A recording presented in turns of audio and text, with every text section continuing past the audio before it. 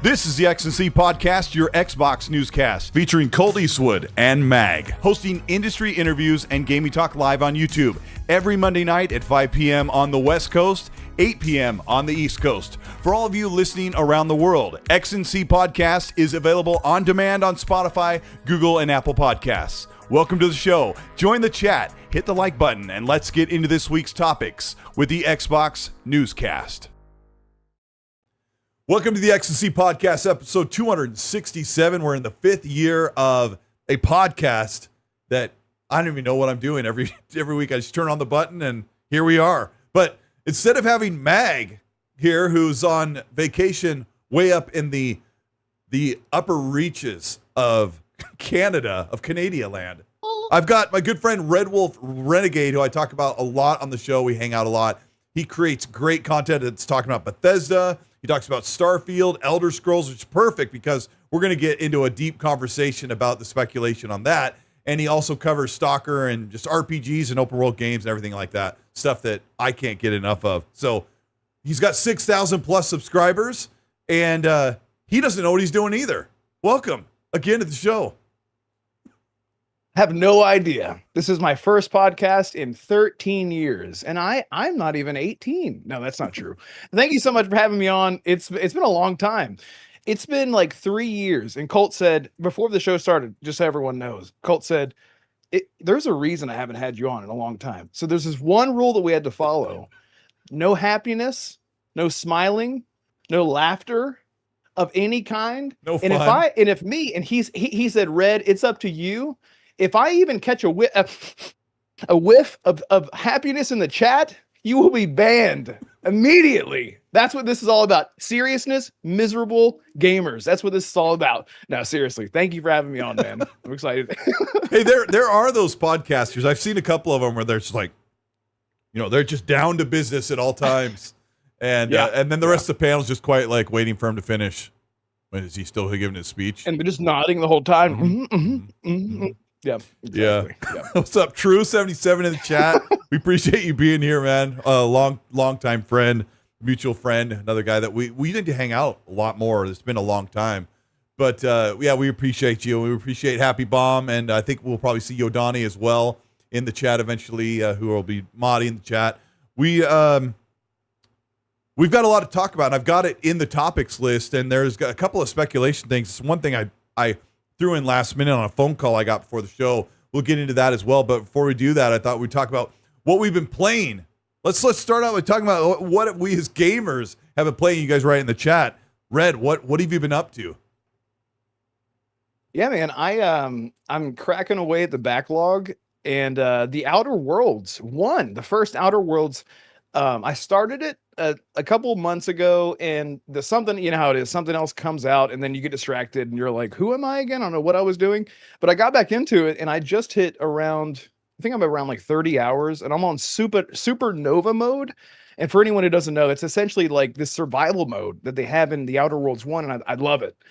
Like you have to eat. You have to eat, sleep, drink, and your companions have permadeath. So as soon as they're dead, they're done. Which for me, I'm like, as soon as they die, I'm like, ah! And then I just have to reload because I'm not having that. That's the one thing I don't like about it. No fast travel. You can only fast travel back to your ship. Sounds miserable, but I love it. So that's what I've been. And last night I accidentally stumbled onto the penultimate main quest mission. I'm like, oh, I'm about to be done with the game. It's a really short game. I don't know that word, and it has so many things. Penultimate. There's no E in there. It's just penultimate. That's how you like Panomia and Pinocchio. Like xylophone. It starts with a P. With the silent P. Yeah. Yeah. So yeah, I've been playing that. It's been really great, and I'm stopping because then I want to get to Peril of Gorgon and then Murder on Eridanos, which I've heard is just a great DLC. Yeah, so that's what I've been playing, and also I'm about to get back into Black Flag. That way, yes. I can really take my That way, I can take my time with it. And so I'm just trying to crack away at some of the big games before Blood of the Dawnwalker comes out, and Zero Company. Really excited for those. So yeah, that's pretty much what I've been into. Really exciting times. It is like people are whining about gaming like 24/7, and I've been having a really good time. I am playing early. I'm playing Resonance: A Plague's Tale Legacy, which is the weirdest name for the game, but you play as Sophia. It's, you know, if you know anything about it, it's not like all about the rats. So I can't talk about much more than that, but I've been playing that, and I'm like only in the first quarter of the game.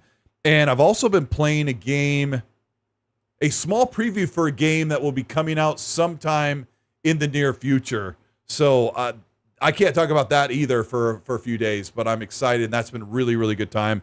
And I also went back to Starfield, which is one of the reasons why I've been texting you even more often, because I loaded up Starfield for, I did this again. I loaded, if you watch my videos, a lot of my footage I record for that video. And so I loaded up Starfield to get some stuff for Fallout related stuff because of the engine. And then all of a sudden I'm like completely rehooked on Starfield, which is insane because the app says I have 1,000 hours. And I also blew the dust off of Borderlands 4 for some reason and played that like 10 hours this week and absolutely loved just playing by myself. So it's been a good time, man. It's been a really good time. So much stuff coming out. And once you load up Starfield, it's like, oopsie, I didn't mean to get hooked again. Yeah. The thing is, and we'll talk about Bethesda games. You're like, you always want to play them, but you're like, I can't right now. Like I always want to play you, but there's other things happening right now. That's how I feel about Skyrim, Starfield, Fallout. I'm always willing and ready to play them, but yeah, it's a good time to be a gamer. We're not miserable. It really is. It's fine. Yeah, and Mag, all the way from his vacation sends a super gift. It's like watermelon. It's a watermelon eating, having a Mai Tai. There it is. It's popping up on the screen. Thank you so much, Mag. Also on Friday, That Blue Number and Mag and I played a 2-hour session of Gears of War Siege mode, and I was enjoying it, but this session was like, I really like locked in. It is so good. I think we have a lot of special things coming forward with Gears E-Day. It's going to be great. I keep calling it Gears E-Day. It's supposed to be called Gears of War E-Day, but yeah. Malo's 330 talk about Gears. Yeah. Actually, I want to talk about that in just a moment. Malo's got a $2 super. Says, make Elder Scrolls exclusive. We will talk about all of that in just a moment. Before we do, and thanks to Mag, also Broke Boy just sent a laughing son, a very cute son, in the chat. I think those will pop up as well over the chat. This is all new. YouTube's doing this stuff. They're trying to make things like Twitch, so it makes it more fun for you guys. Thank you guys for being here. We appreciate it. 4XP is an awesome sponsorship. They're sponsoring today's show, and Red knows about them, but they're delicious trifecta flavors, watermelon, blue raspberry, and white gummy. They are awesome. Go to their website. They're doing free orders at $50 or more. You get free shipping. And anyway, I kind of messed that up, but free shipping with an order over $50. Order a tub, order the packs. They are absolutely delicious. The cool thing about 4XP is it's lower sugar and lower caffeine if you're someone who drinks a lot of energy drinks, especially even soda. So they're a really good alternative, and it's another great excuse to put more water in your belly. Good for gaming, but they're an awesome sponsor. They will never let you down. 4XP is awesome. And I already miss Mag because I love the way that he talks about 4XP. Let's get into some of the topics. I'll let you guys know what we're going to be talking about tonight. We're going to start talking about Gears, and then something that just came up today is a returning franchise from Xbox's own studios is supposed to make its appearance at Gamescom, and we'll talk about that. And Red and I are going to whittle it down to find out what it could be. We're going to talk about Lord of the Rings, Wolverine, an interesting discussion about Wolverine, and a little bit of Grand Theft Auto, and then we'll get into Elder Scrolls. So before we get that started, what do you think of the Gears of War E-Day controller that they unveiled this week? So this is the controller that it's not just like a decal, right? It actually has like the grooves in it and everything. It's like hearkening back to, it reminds me, I was one of the people that had the Gears 4 Xbox One X It was amazing. It's like my favorite. I am so mad at myself for selling that thing back. I bought it. I loved it, but it wasn't just a decal on the console and the controller. It was fully like claw marks inside of it. It was amazing. Whenever you turned on the Xbox, it had the wretch screaming. I love it. I think that stuff is awesome. I'm very particular with controllers. I'm so accustomed to elite controllers nowadays. Yeah, because I'm so used to the weight. I'm so used to the paddles, and I only use 2 paddles on the back. Only had the little tiny ones on the bottom. But I mean, I think it looks awesome. I mean, in Xbox, yeah, there you go, just the 2. Yep. And I have the Witcher controller. Maybe I can grab it here in a minute, but that was really hard to get a hold of, but I did get that. I haven't seen it. Bring it out. I don't have too many, but can you reach it? Okay, give me a second. Yep. He's going to disappear for a moment.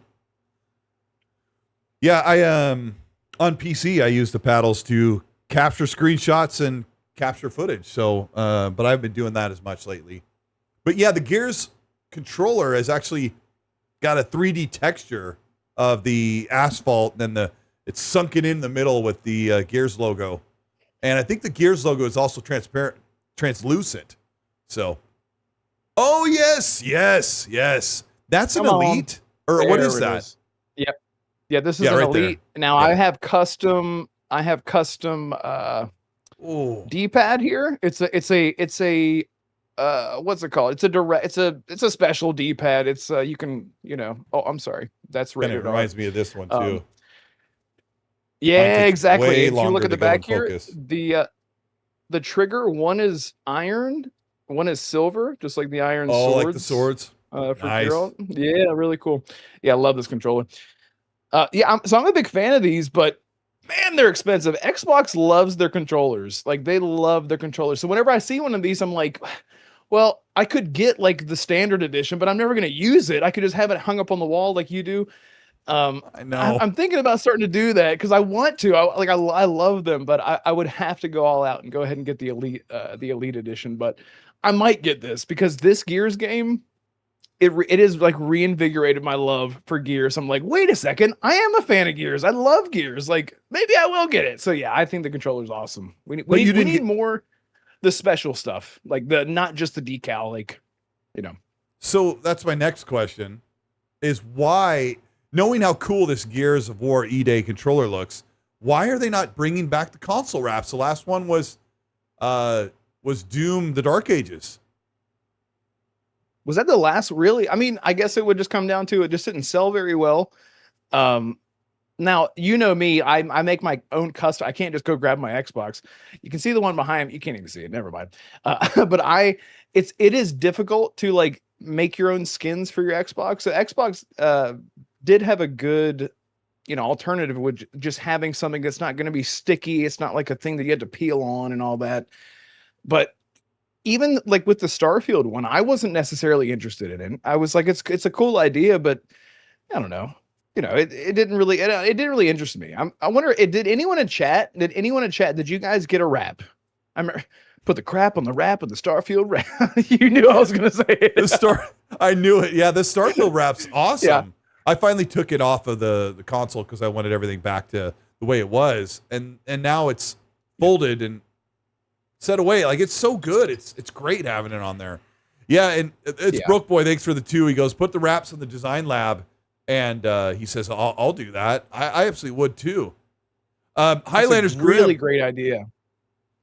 Yeah, it is. Highlander's Grim, thanks so much for the 5. He says, I have a Skyrim, Fallout 76, Starfield, and Grounded 2 download plus Stalker 2.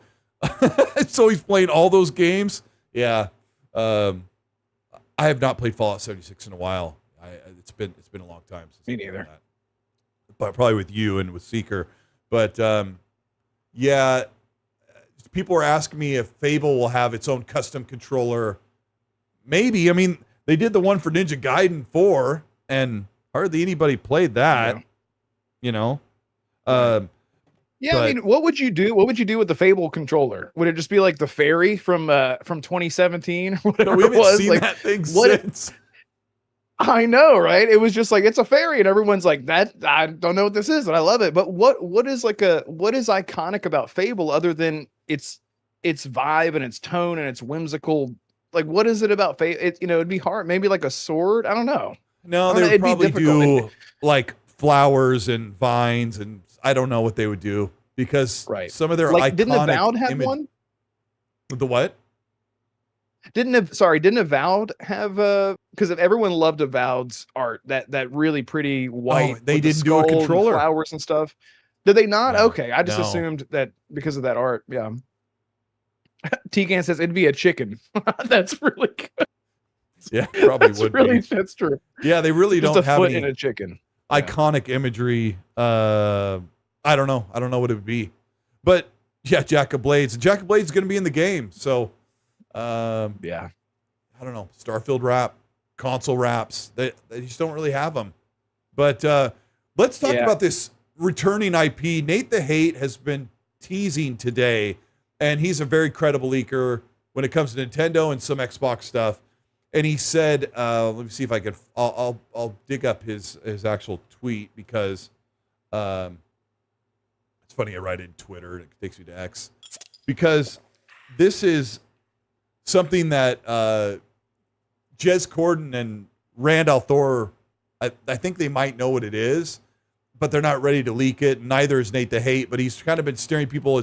He said, I don't know if you're the right one to ask, Red, but I'm certainly not, but the chat can help us out because I'm rambling because I haven't gotten to the point. It's a Microsoft IP that has it's been out before recently, but there's going to be like a sequel or another iteration of it. And it is not Spyro or Crash. It's a Microsoft IP, not an Activision or Bethesda IP. And I'm pretty sure it's not Killer Instinct or Crackdown.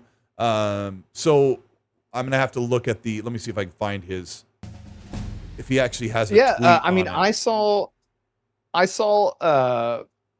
there you go. Cartel said what I was about to say. I saw Special Nick said Recore, or he said, this better be Recore. Now, Special Nick has a lot of insider info, so I don't think he would have been guessing Recore and asking for Recore. He would have just said nothing if it was Recore. I didn't play Recore, but someone says, I can't remember where there were Hazador and Idle Sloth and some other people were saying that it's not Banjo-Kazooie. It might have been Nate the Hate that said it's not Banjo-Kazooie. Yeah, Nate the Hate. Hold on. I'll start keying you guys in. We can actually funnel this down pretty well. Italia Gangster, thank you so much for gifting 5 channel memberships out in the chat. Appreciate it so much. It went to Artie, Pico Trek, Bo TV, Grim Jr., and Mayo 330. Thank you so much for doing that. I really appreciate it. Channel members, you guys get access to my videos like 12 hours before they go up. I always finish my videos around dinner time or just after, and then I have them for channel members, and the video doesn't go up till 7 a.m. the next day. So enjoy, be the first in the chat, right? First, second. Here's what it isn't. It's not Spyro. It's not Banjo. It's not Killer Instinct. It's not Crackdown, and it's probably not Recore. The only hint I have is that someone told me, I'm not sure how you feel about these games. So it's an IP that has more than one sequel or more than one in the series. So that should help. Oh. That should help bring it forward. And it's not Perfect Dark, because Perfect Dark, well, I mean, Perfect Dark did exist, but so we wouldn't be hearing this kind of like, I guess, like low rumble type of hype if it was something like, Oddworld, like something in the Oddworld universe, because there's Oddworld was like Oddworld exclusive games to PlayStation a few years ago. It's like Return. Wait, Oddworld? Yeah. Wait, isn't that the one where all the like trolls crawl across the?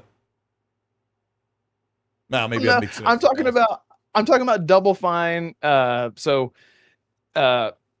me, Chad. I'm blanking so hard. It's not Rise, bro. It's not Rise. So I will be able to shoot down what it isn't. Okay, go ahead. Yeah, that blue number says Oddworld is PlayStation. Oddworld has been on Xbox, at least some of the versions have been, but when it came back in the early 2020s, it was exclusive to PlayStation for a little bit.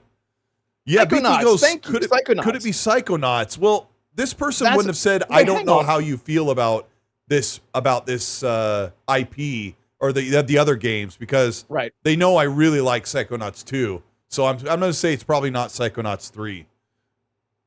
So that's really interesting to me. So I'm totally backwards here. I thought, because Oddworld is Double Fine. It is? Now I got to look up what Oddworld Oddworld is. Because, okay, like for example, I grew up playing, my only Oddworld game was Oddworld Stranger's Wrath. And I thought that Oddworld, I mean, because you have these different like species, like different types of characters in Oddworld Stranger's Wrath that are in Psychonauts as well. Yeah, see, Zach says Oddworld was an OG Xbox title. So maybe that's Okay. That's right. Abe's Odyssey is PlayStation. I think that's why I'm getting this confused, because I'm so used to Double Fine as being a first party. Oh, you're right. Yeah, IP. I was thinking of the other one. Yeah. Okay. Okay, yeah. So what I said all that to say, I don't think it's any of that. That's all I was trying to say. That was never Double Fine. I'm completely wrong. Abe's Odyssey it's not Double Fine. Those games look so similar though. I always thought that was the same like universe and everything. Yeah, I Psychonauts mixed and them up. Oddworld? Yeah. Project Gotham Dude, I've has been more than lied one to. game.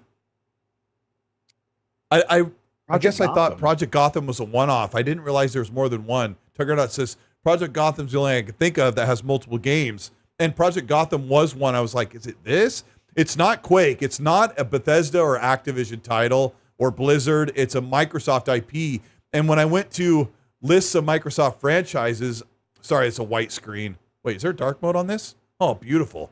Lovely. There's a bunch of Activision and Blizzard stuff mixed in here. So it's not going to be Age of Empires or Mythology. Like, could it be MechAssault? But have we had a MechAssault recently? God, I have MechAssault 2 for Xbox Original. I had We've the had like disc, Mech 'cause of course Warrior I and did. Mech Commander and crap like that, but Right. yeah. I don't know. That's the thing. This has to be really niche, because if it were something like a Rise 2 or a Psychonauts 3 or something like that, we just had a ton of layoffs at Double Fine. So it can't be, if it was something like small like that, it wouldn't have been teased or leaked the way that it was by Nate. So I'm really I see a ton of different stuff. Voodoo Okay. Vince. Yeah. Grim Stubbs Jr. the goes, Zombie. Colt, what were the clues again? I'm going to reset for the audience. A Microsoft IP that is returning that has recently had a game in the series. So which leads me to believe, here's the other clue, leads me to believe that its last iteration was in the Xbox One era. That's it's got to be. If it's fairly recent, then that hasn't, because I know everything that's come out with Xbox this generation, so I can't really come up with anything. So think of an Xbox owned IP that came out in Halo Wars 2, Halo Wars 3. Richard just said it right then. Yeah, because my friend says, Halo I don't know Wars? how you feel about these games, but my friend should know that I don't really love RTS style games like that. So Halo Wars 3 could be a pretty solid guess. Sorry, Red, what are you thinking? No, I mean, the thing is, like Holly said, bruh, I said it. Sorry, The Hol. thing, Halo Wars to me would be a big splash. I don't know, like it's a pretty, I wouldn't say it's a huge IP, like it was The first one was massively huge. successful or anything, Massively but huge. yeah, it was huge. It was massively huge. But people love Halo Wars. Like, even I like RTS games, but I don't like many of them, if that makes sense. Like, I like Age of Empire, I like Halo Wars, and that's like it right off. I like XCOM, like that's pretty much it. So like I like them, but I'm very particular about them. But you would think that especially it being a Halo IP under Microsoft, that would be a much bigger deal than people teasing it as if it's a small little sequel. You know what I mean? Does that make sense? Like it. Yeah. Like yeah. I see a lot of people saying things like Crackdown. That would be huge. Gears Tactics. I feel I know like it's that not would be Crackdown. huge. My friend was like, I'm surprised you haven't guessed it yet Mhm. before I got off the phone before the show started. I got to add another thing, Brad. And he did. It's a game that has, I'm assuming it's something that we last saw at the Xbox One era. and there are more than one. So it's not a something 2. It's not a something part 2. It's not Recore or Rise. So it's got to be something that is like on its 3rd or more games. I also know it's not Viva Pinata.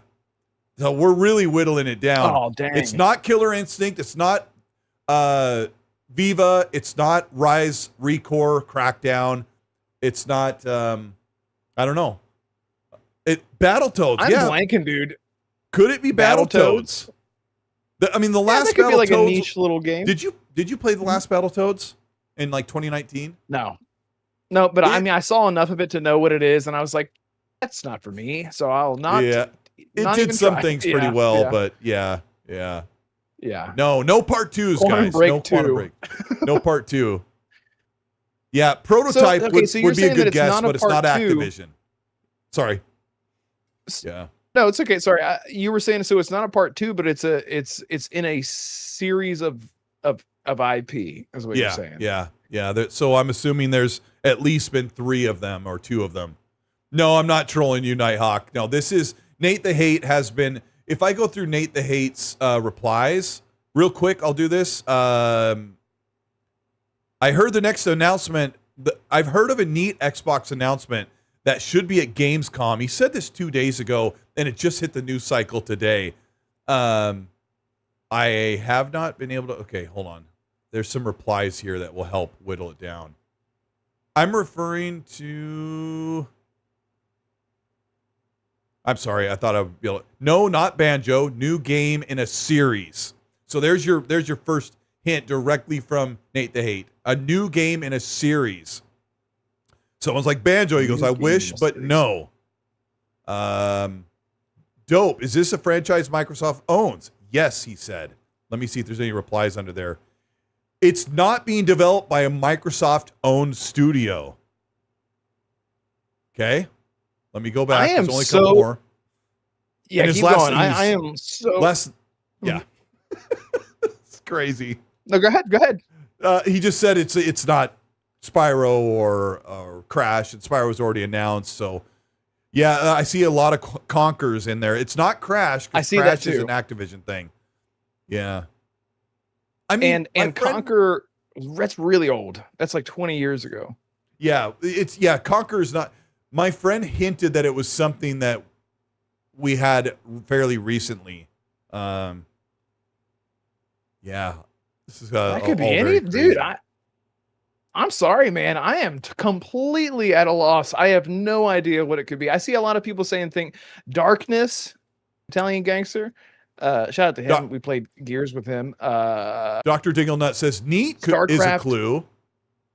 Neat is a clue. Could Happy be. Bomb said, how about a new Dance Central rock band? Well, those are owned by other companies, but Xbox owns Guitar Hero because they own Activision. So they could bring this back, but what we know is it's not an Activision. It's not an Activision title because Nate the Hate has said Microsoft-owned studio, which means I think he's omitting Activision, Blizzard, and Bethesda. So Stelio says Ori. That I feel like that is a huge IP. Wouldn't you say it's a huge? It's a very successful IP. It's big for Xbox. I don't know if that would be considered neat. I don't know. It's a good guess. Donkey Kong. The relationship with Thomas Mahler and Xbox is not very good, and he's Thomas Mahler, the guy that made Ori, the Will of the Wisp, and Blind Forest, made a crack on social media last week or this week. He said, I remember the Xbox One era. I had 2 of the best games on the whole platform. And I was like, 2 of the best. I mean, Ori's great, but Red Dead Redemption 2 was on that platform. And 100%. Anyway. But he doesn't love Xbox, but if Xbox shoved a bunch of money in front of him, he'd say, yeah, sure, I'd love to work on Ori 3 because No Rest for the Wicked is not super, super successful right now, at least that I know of. And it's not even on the Xbox platform. So imagine he's like going back to the drawing board to make Ori 3 with Xbox. So Yeah, I mean, people love Ori. I know a lot of people really hold it in high regards. Say it's got a really emotional story, especially for being a 2D a side-scrolling game. It's really beautiful. I'm not really into too many side-scrolling games, but I can definitely appreciate it for what it is. But whenever I hear Ori, I just don't think of it that as like a neat little game and a series of games. I don't know. It just that doesn't scream that to me. That would be more of like an Xbox showcase, like a June showcase type reveal. Even as niche as it is within the Xbox ecosystem. I don't know. I see people saying rare replay. Wait, you're saying Ori should be saved for a showcase? I would think, don't you think? I mean, isn't that under Microsoft's first party studio, Ori? Because I remember it was on Game. Isn't it still on Game Pass? I thought Broke Boy was calling me a moron. I just read it wrong because my eyes were crossed. Broke Boy says, I think Xbox owns the Ori IP though, Colt, not Moon, and he's right. I mean, I didn't. Were you saying something about who owns the IP? While I was like kind of trying to figure out other stuff. Yeah, Ori does. Yeah, I was just saying. I think Ori is owned. It's owned by Xbox. Yeah. Right. But they don't. That's why I think it would be at a showcase. Okay. Yeah. Okay. I don't know. I mean, and I've been hearing stuff about. I see a lot of people saying StarCraft and Warcraft and whatever. But there's the StarCraft game there's the first or third person game that's in development. I don't know what in a series of games like. I don't know. To me, it's got to be something niche and like, hey, remember what was that? What was that game that got revealed at a showcase? And everyone's like, you remember this? It was like Diver Steve or something. It was like one of those games. Diver Dave or whatever it's called. Captain.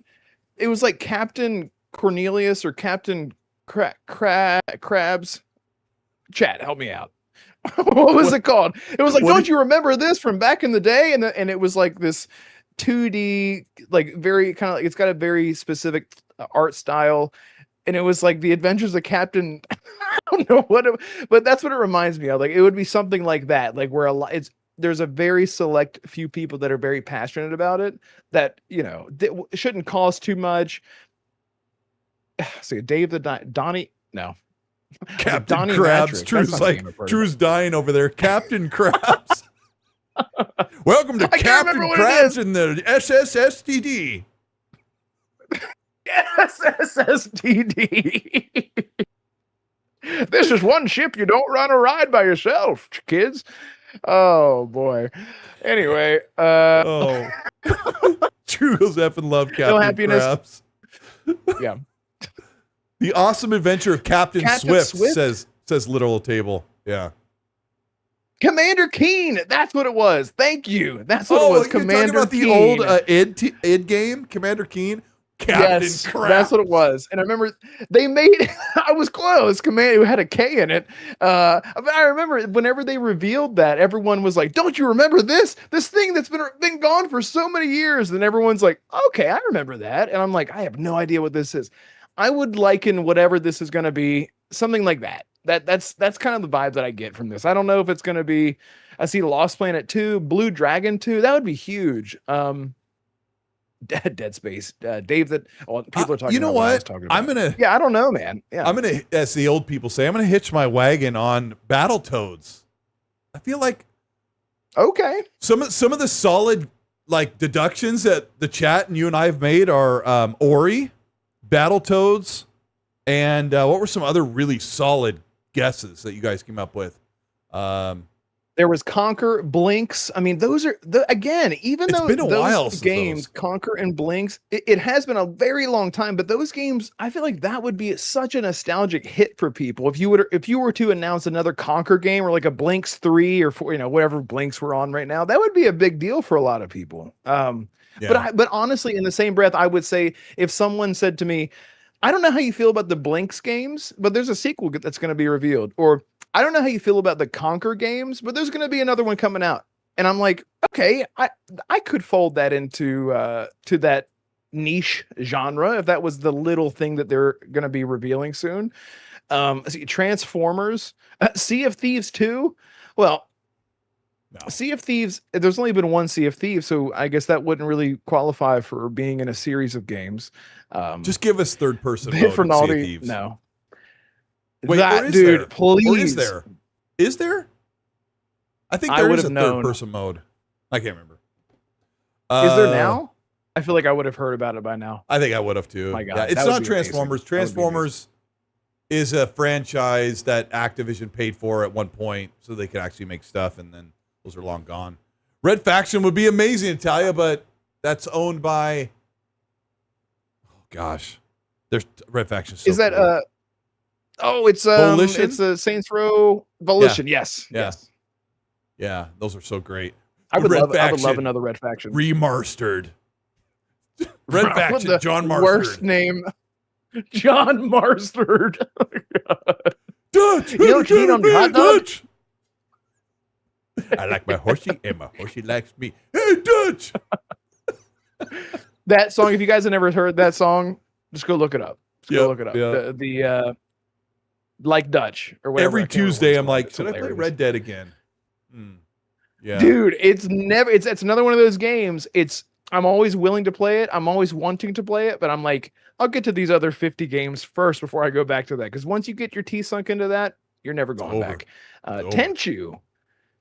Tenchu. I mean, did you ever play the Tenchu games? I mean, that is a long time ago. that's FromSoft. That was From Software that made that. Like crazy? the original FromSoft before they were called something else. Probably. Tenchu Z. I might correct me, Chad, if I'm wrong. I think Tenchu Z specifically was From Software had a hand in developing that game, and then they obviously, which is why a lot of people love Sekiro or Sekiro, however you want to say it. A lot of people were like, "This is like a callback. This is their answer to people wanting Tenchu Z," because Tenchu Z loved that game so much. They're very old games, but Tenchu Z was the beginning, and they were all very difficult too, just like FromSoft games. So it's a gateway into the Dark Souls series.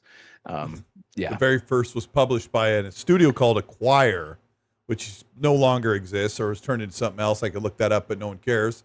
And it was published by Sony Music Entertainment, which is, back in '98. I don't know if Sony had really.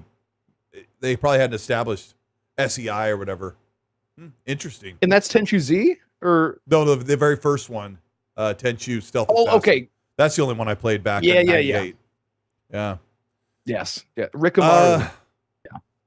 Well, I mean, this kind of, I don't even know how to segue into this, but apparently the team behind a bunch of Lord of the Rings games, they just like shadow dropped War in the North, which I played like back 10 years ago. And I think I played it one night and I'm like, I'll probably never play that again. As much as I love Lord of the Rings, but they also have this platform also has control of the Mordor games and a whole bunch of Lord of the Rings games, and they want to remaster and bring a bunch of those back.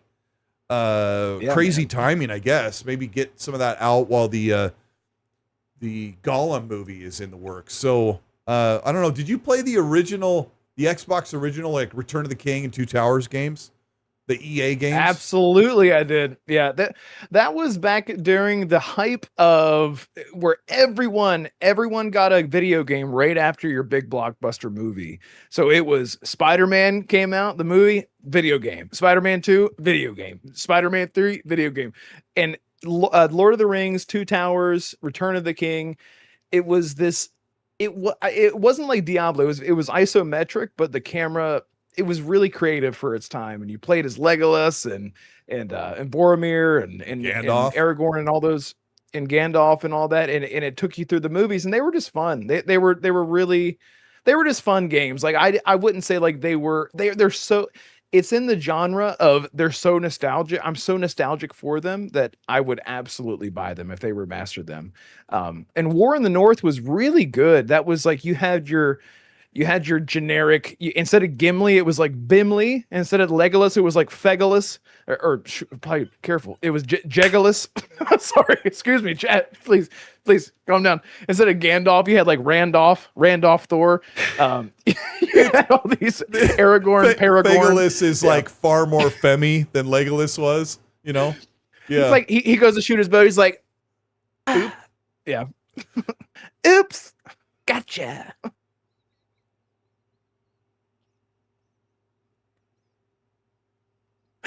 Oh man, that took a turn. Yeah, but yeah, those games, those games. Well, I mean, War in the North was really good because it was rated M. We hadn't seen that kind of. That was the first time that we saw like a rated M Lord of the Rings game between Shadow of Mordor. Yeah, isn't? Thanks, Drew. Drew's like, whoops.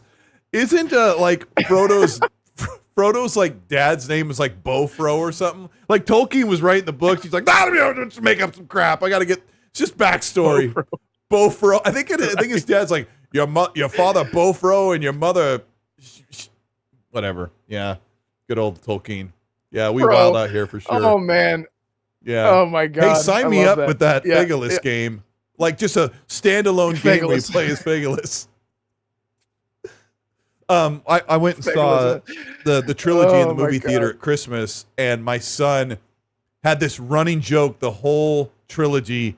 He would like elbow me every time Gimli and Legolas were on screen together, and he's like, they like, they love each other. They're in love. Like he would give me this look every time. I'm like, stop. Pegasus. Anyway, no, that's worse. Pegasus is probably that's a whole different movie. Pegasus is a whole different thing you need to order online. Not the beard. Yeah. I don't know. So anyway, there's a bunch of those games I haven't played. Remastered?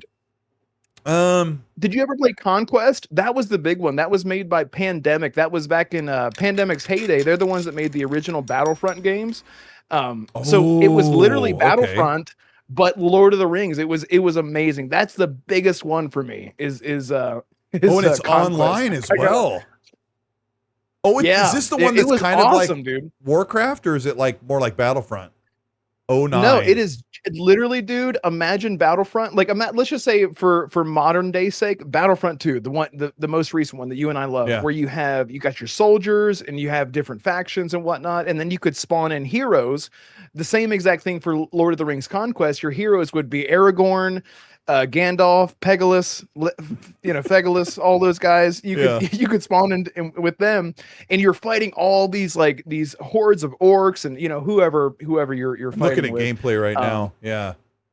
It was great, man. I'm sure it looks horrible nowadays, but that game was just, and that might have been like one of their last games that they did besides because they did Mercenaries a lot. I know earlier people were talking about. Oh, Pandemic did Saboteur as well, and when I look at this 2009 gameplay, sorry, I need to get this set up so I can just like screencast stuff from YouTube. But when I look at this, 09 is so ancient looking because it's been well over 20 years. Like it's been so long. Yeah. Holy cow. Or almost 20 years. Wait. Did you ever play the Fellowship of the Ring where you just play as Frodo and he's just hiding the entire time? I remember playing that in like 2002 at Walmart whenever you had to play a game like this on the original Xbox, the Fellowship of the Ring. It was before the movies, so it didn't have an art style to follow when it comes to the movies. Yeah, everyone I played was sort it of briefly. Like generic. It was really generic for his time. Yeah. LA Chargers fan, thanks for the 2. He goes, games. Reporter Dixon Mayes, and the new Xbox game is Fallout. I don't know what that means. That's a huge game. It said that the new game is Fallout. Who's this reporter? Oh, I said his name correctly. Dixon Mayes. There, if you say it that way, then you're okay. Yeah. Dixon Mayes. Mayes. Hey, Mayes. Mayes. Is that new game going to be Fallout? Sí. Bueno. Bueno. Wait, hey, I did Duolingo for 84 days, so don't come at me about my. Is that the singer? Oh, let's do a Lipa.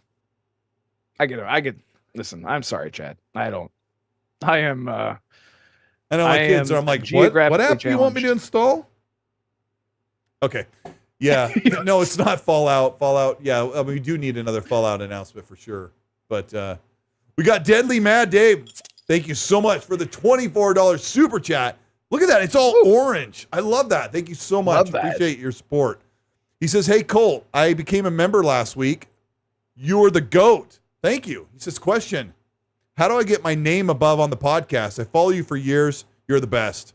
The thing up here on the top is people who've been channel members for 9 months or more, but I need to update it. But I appreciate you, man. That means a lot. I don't know. Like I'll look into maybe changing that because it's really difficult to look at the listing. It's behind the scenes stuff. I won't bore you with it, but I will figure out something. Thank you so much, Deadly Mad Dave. That's awesome. I appreciate you. You were asking me, what would you ask me when I interrupted you? We were talking about the Lord of the Rings games. You asked me about Conquest. Let me see. Yeah, what would you want remastered? Like, did you?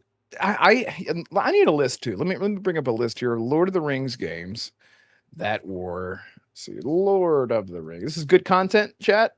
Yeah, let us know. Lord of the Rings. We didn't do any of our stuff ahead of time, so here we are. I'm just trying to find Battle for Middle Earth, Lord of the Rings. And there's the Lego games. Let me see.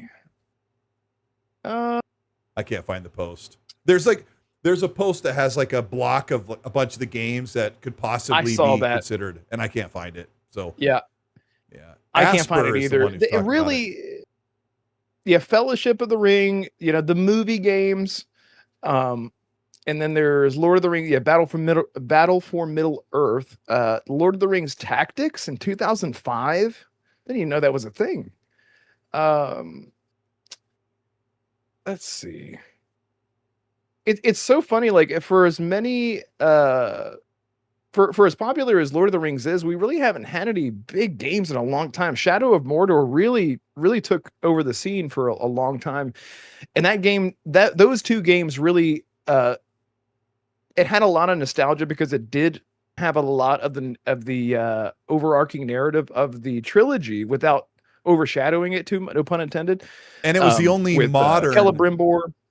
Yep. Mm-hmm. And it was the only modern Lord of the Rings game that we have that still feels fairly normal to play right now. Like it's got Batman style combat, it's got Assassin's Creed stuff in it, and but if you go back and play them, which I went back to play Shadow of War last year, and I'm like, oh, I can't do it. Like, what's his name?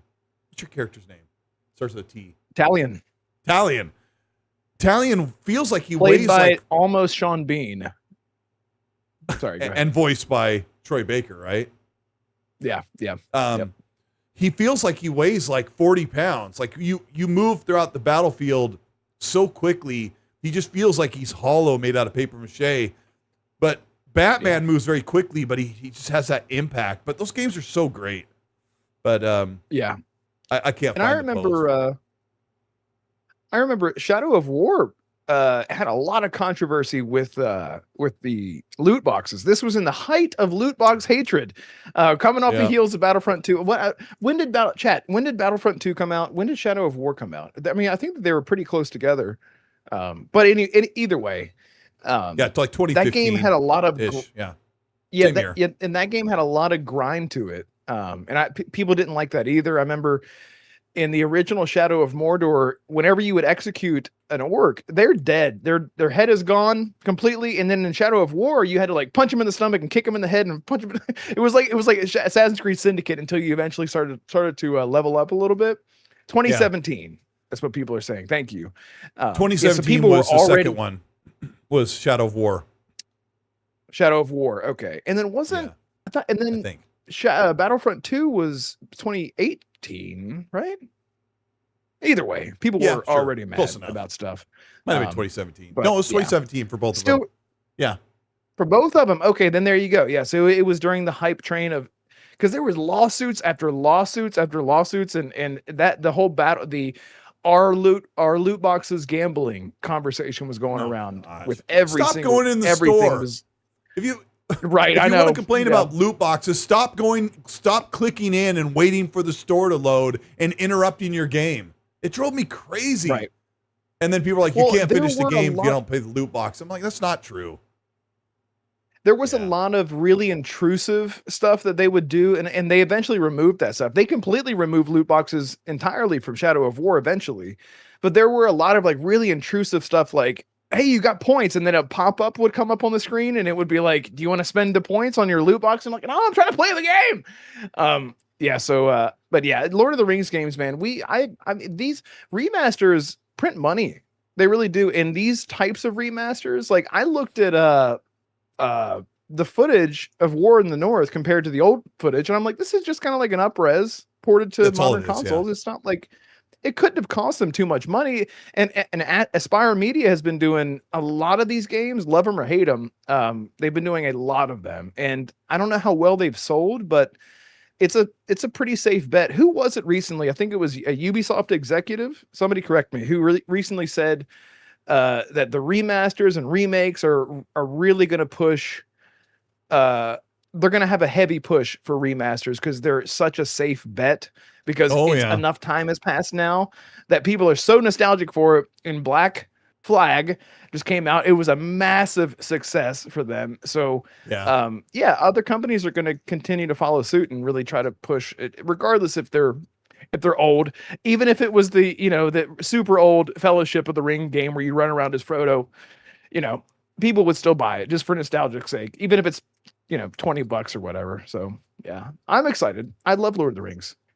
Yeah, we need it. I'm trying to kill. Sorry. And apparently they canceled a open world style Lord of the Rings game that was in the works. I don't know what the last was on that, but yeah, I don't know. It's the movies, like it's an iconic series, and the movies have been out for so long, but I still go to bed every night listening to the dramatization audio book of the actual book. And maybe they should make the game for me. I want to talk about another game that has really lit the world on fire. And I'm assuming, guys, that Red and I are probably not going to have many arguments on this discussion, but I think that you might argue with both of us about our stance on this game. One of the big controversies right now is Wolverine by Insomniac is mid. And I'll start off by giving a brief synopsis of my opinion or my take on this. And then I want to dive into this because I have a couple of good friends who've made content about this, and they're on the other side than I am. So my quick, really easy to digest opinion is I don't need a game to have brand new, groundbreaking mechanics and to completely change or shapeshift what I expect from games for me to absolutely enjoy something. And what I've seen of Marvel's Wolverine looks like paint by the numbers. We've done it a million times. PlayStation is a parody of themselves when it comes to the third-person action adventure cinematic over-the-shoulder with stealth elements thing. They've been doing this for so long.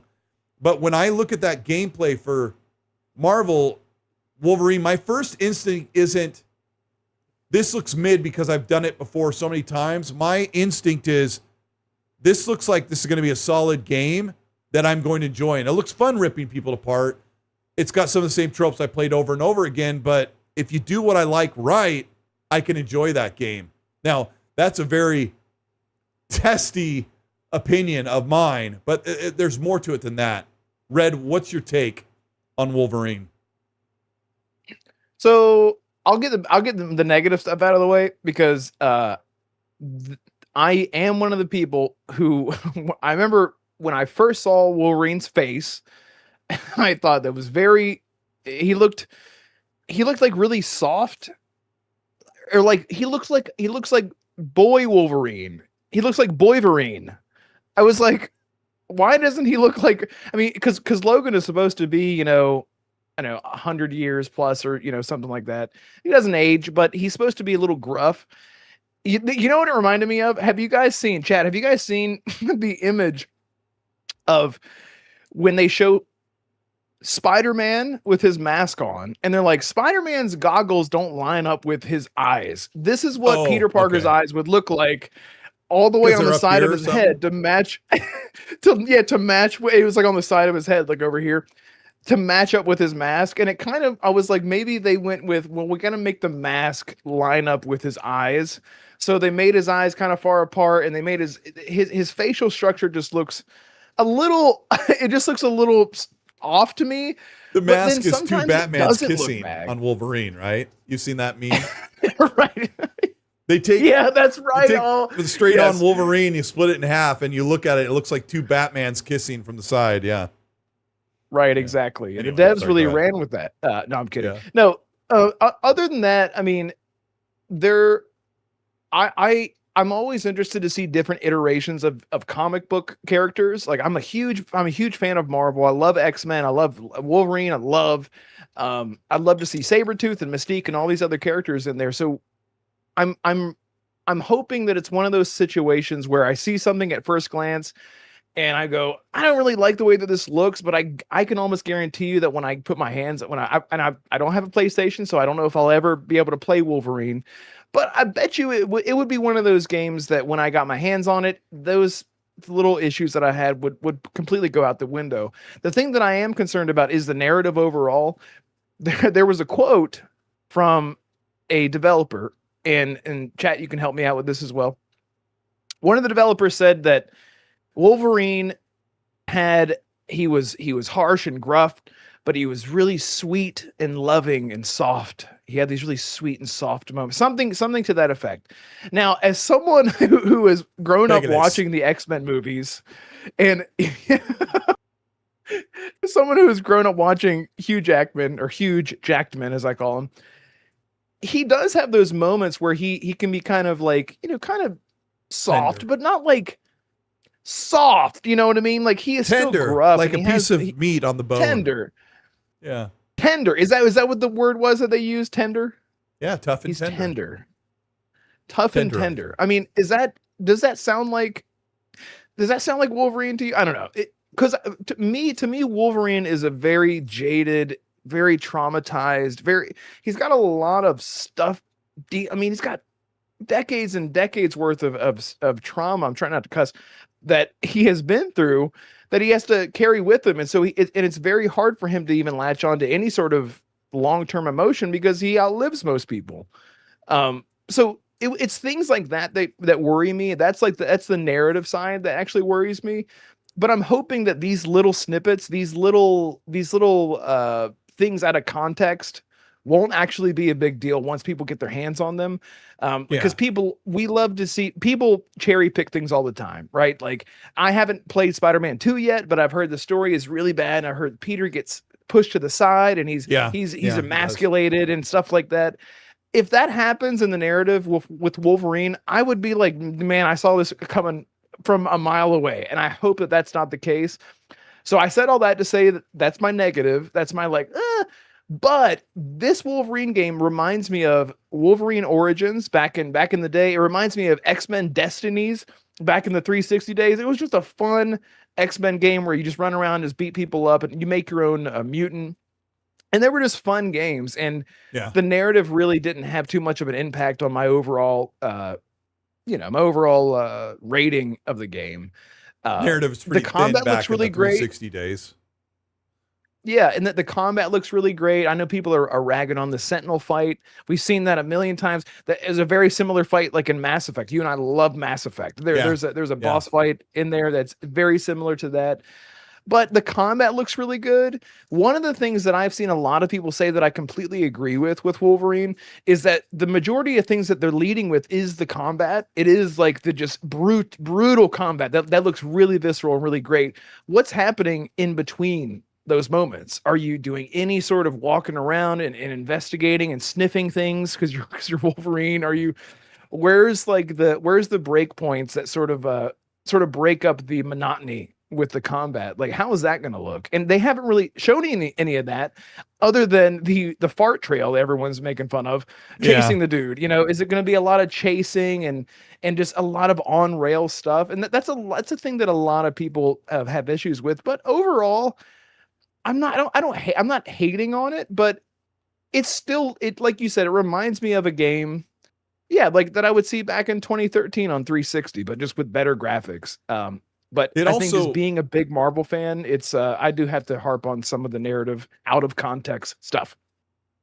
okay, yeah, and I'm the worst person to ask when it comes to the character of Wolverine or Logan. I've never seen the movies. I've only seen him briefly in one of the X-Men movies, so I don't know. And when my friends are complaining about, he would never say that, he would never do that. I don't have any context to that.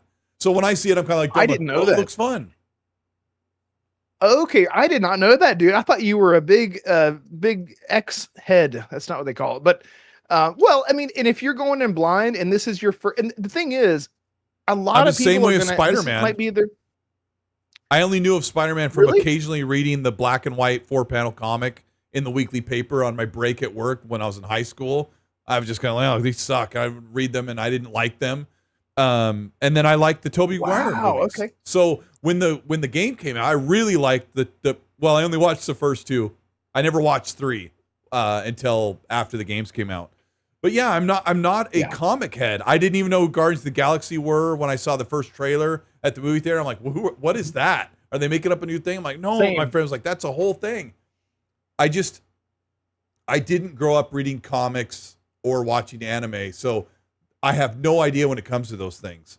So when I see the Wolverine controller and the console, I'm like, okay, looks Right. cool. So you don't have any, right? So you don't have any attachment or preconceived notion about what the character should or shouldn't be.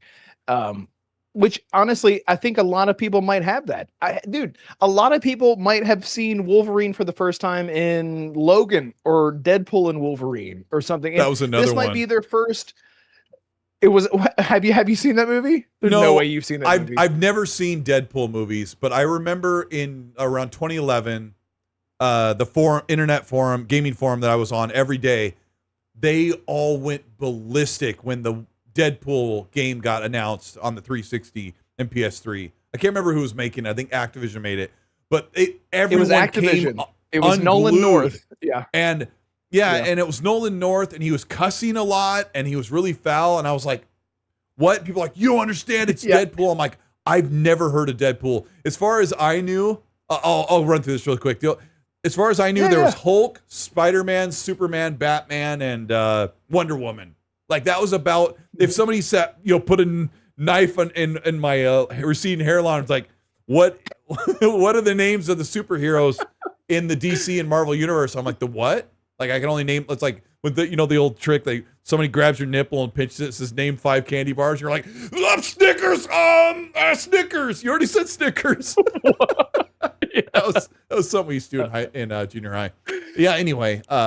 Thanks for the jewels. We got Grim Jr. that sends 1,000 jewels. Appreciate you so much. It looks awesome. I don't know what it means or what it does, but thank you so much for your support. Let me grab a couple supers here.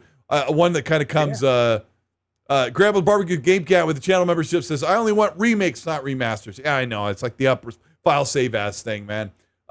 Nick Michaels, thank you so much for the 5. He says, I might be the odd one here in saying this, but he says, I hope the hybrid Xbox console is a $1,500 base reason.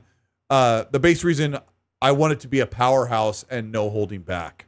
So we're not going to get a whole discussion about that, Nick, but from what I've dug in several videos, it's sub $1,000, I'm pretty sure. And it is really super powerful. Like, when they just talk about the PlayStation, which some people believe that's like $800 to $600, I think it'll be more, closer to $800 or $900, but orders of magnitude more powerful than the PS5 Pro. Like, it's going to be, people are going to want this who are tech heads are going to want to get next generation. So anyway, with the Wolverine thing, I don't have a preconceived notion, but I'm frustrated, Red, that people can't look at gameplay. I mean, they will not look at gameplay and think, well, it looks like that could be fun. Yeah, I've done that before. That's not groundbreaking, but man, that looks fun. That combat looks bloody and violent and quick and precision combat. The running, jumping, like, because you can jump like 3 times farther than a regular like athlete. Like, that kind of freedom, like the prototype thing where you can run faster, jump further, that gives you that superhero thing like that. I don't know. They do not have the capacity.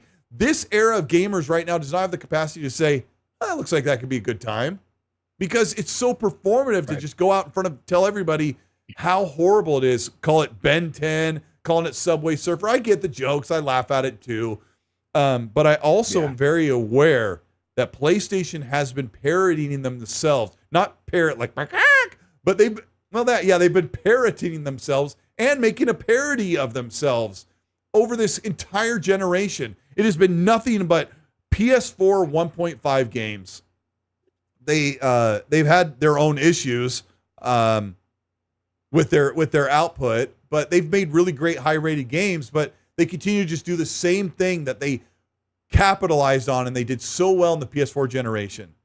And I say that, but I loved Astrobot and Death Stranding 1 and 2 and Spider-Man and Ghost of Tsushima. Like, I've loved all these games. They're really good. I mean, is Xbox pushing the industry forward with new game mechanics? Sometimes, like, you don't get a PlayStation game, Red, and I know you know this more than anybody. Name a PlayStation game where you make a character, customize them, and go out into a massive open world and mold and change it and collect all these items and build your world and your RPG character. Does PlayStation do that? I can't think of anything exclusive, if that's what you're talking about. I can't think of anything from their studios. Anything where they go, PlayStation did this. PlayStation Studios did this. They made this really innovative open world RPG where you create your character, like all the stuff that you mentioned. I mean, so many people love that kind of stuff. I think what it comes down to is that a lot of the PlayStation play, especially the casual gamers, the bro gamers, no offense to you guys, but you are used to picking up a game and you play the game, and then the game has lots of cutscenes that tell a great narrative and whatnot. Mm-hmm. And it's literally that simple. It is just that simple. It is linear. It has cool combat, cool cutscenes, familiar characters, legacy characters from different Marvel, DC, whatever it might be. And I think that PlayStation knows that if it's not broke, don't fix it. We're going to keep doing this, because as much as people are going to complain about it, it is still going to sell. We don't care. Shut up. Physical media forever. No.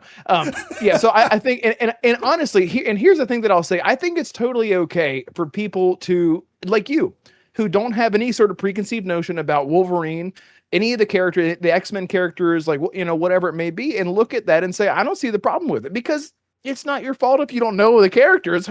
If anyone's yelling at you for saying, you don't know what you're talking about, Wolverine's supposed to be this, and Mystique is supposed to be this, and whatever it might be. If you don't know, you don't know. And if you enjoy it, don't let people beat you up about it. And that goes for everyone in chat too. If people are yelling at you in chat or online or whatever about something that you don't know that they feel that you should, F them is what I'll say. Like, it's ridiculous. Like how people, it's like we've been talking about this a lot lately. Like, people are just so miserable. They have to have something to complain about at all times. And if it's the status quo, even regardless if the status quo is successful or not, people are still going to complain about it. I've seen that even outside of video games, even with Marvel, like for example, like Doomsday. Doomsday is going to be a huge movie. A lot of people are really excited about it. The people that are complaining about it are saying it's too much of the same thing. All it is a bunch of characters smashed together in one movie, and it's just a big cash grab. And it's like, baseball is just a game where you hit a stick with a ball, or hit a ball with a stick. Yeah, right. And it's like that's what a lot of these things are, whether they're video games, comic books, cartoons, movies, whatever they might be.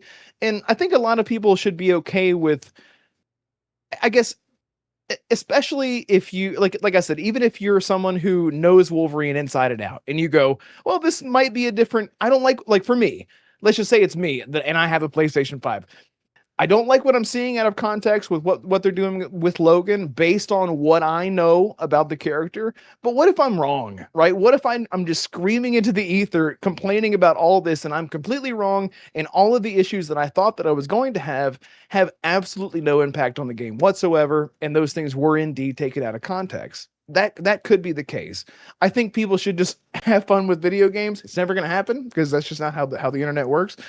But I'm with you. I'm definitely with you on the level of, as someone who does know the character, I hope that I'm wrong about a lot of the things, and I think the combat looks awesome. The graphics look awesome. Wolverine in his suit looks awesome. I still don't like his face very much. It just looks. It's like it maybe you can wear the mask. Right. It's like it's uncanny. Maybe you can wear the mask with the flannel, like while you're in the bar. There you go. Right, exactly. Magnum says you're complaining about people complaining how ironic. I mean, there's a huge difference. There's a huge difference, and I want to say, I'm sure Red cosigns, it's totally fine to be nitpicky, and then be nitpicky, like as long as you weigh it with the nitpick. And we've had this conversation on the show many times, and it always comes off as being holier than thou or being better than other people. So I have to be really careful. There is such a huge difference when I see people needlessly mocking something or telling people over and over how trash it is, instead of saying, like, when people say, we've seen this boss battle a million times for 20 years. That's a valid complaint. And maybe it's still a fun mechanic. It's fun to fight a larger than life boss. Like when it's towering over you in the camera. We've done it in like so many games, and it's always a cool moment. But if you're sick of that, hey, it's okay to say, we've done this over and over and over, but I can see it a mile away when people are just being jerks and they're trying to rally people up and get a game to stop. And they're allowed to do that. Like, people are allowed to picket and get people together and say, no one should buy this game. But it's like, where does the gaming fan and the complainer where are they separated and they're no longer the same person anymore? Because right. I understand all the complaints. It gets old as someone who enjoys games more than those people do. Because right. Who was it? I think it was ACG or I think it was somebody like ACG said, it was really great.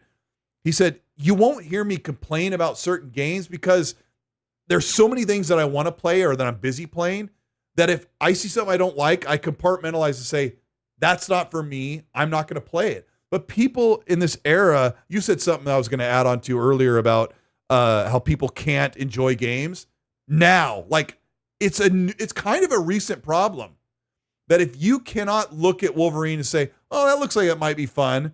Or if you don't, why do you have to keep going on and on? But maybe it's just one post that gets lots and lots of views. It's kind of dumb that I complain about it, honestly. And I understand it. It sounds stupid when I complain about it because people should be allowed to say, I don't like this. I don't like, especially you and I know, right? Especially when it comes to your favorite franchise. Like, it happened to us with Dragon Age. It's kind of happened to us with Mass Effect. Borderlands. I love Borderlands to death. 4 is just not that great. And as a fan, I should be able to say, what did you do to my favorite thing?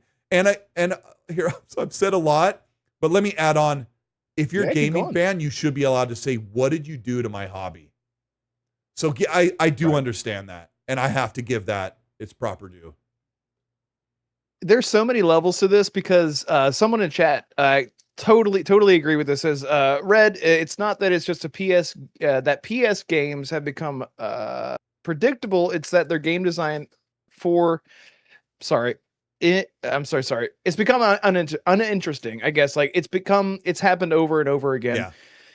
Yeah, when it comes to the boss design, you've seen that 100 times. We've seen chase sequences. We've seen stealth segments. We've seen anything in any kind of entertainment media, whether it's video games or movies or whatever it might be. All this stuff, music, all this stuff revolves. It always comes right back around. This is why we're in an era right now where we're seeing so many remakes, because people do want more of the old stuff. They want it at its origin point. They don't want to see it redone again. So even if, let's say, like, for example, right now, a lot of people are saying, I would rather play the X-Men Wolverine Origins game, which I love. But it does have a Sentinel fight in it. Right, it does have a Sentinel fight, and it does have a ton of stuff that a lot of modern games do now. But it was during an era where we didn't have a lot of the oversaturation of that type of game.